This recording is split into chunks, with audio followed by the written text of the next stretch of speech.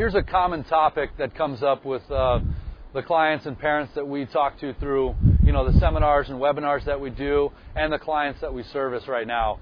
And that is, how do we know if colleges are potentially over-recruiting our son or daughter? And what this terminology is, over-recruiting, is when, colleges are looking for, let's say, for instance, a college baseball team, which they're allowed to carry 35 players on their roster. And parents will go, well, how do we know so-and-so school isn't over-recruiting and telling, 25, 30, 40 parents the same thing each year, and telling them the same thing right now?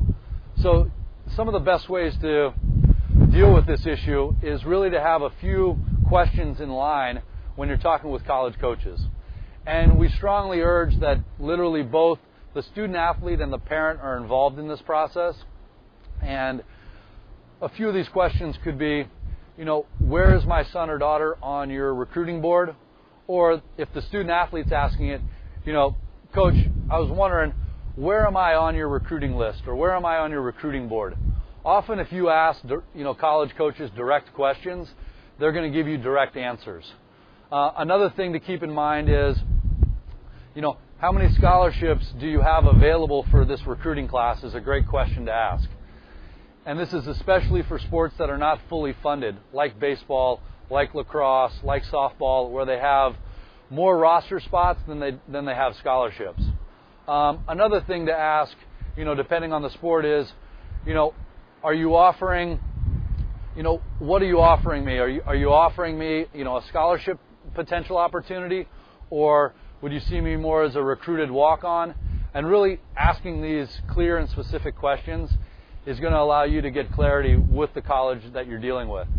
And what we see common is parents and athletes are often afraid to ask some of these direct questions. The earlier you start the conversation being more direct and more clear, honestly, the more clear you're going to get on where that college coach sees you related to their recruiting process. And it's going to make your life a lot easier when you're dealing with other schools to look at. Regarding the advice, just to keep in mind, the typical college program is first looking at a large pool of athletes. And then as part of the recruiting timeline moves on, they start to narrow that process down to a specific group of top athletes.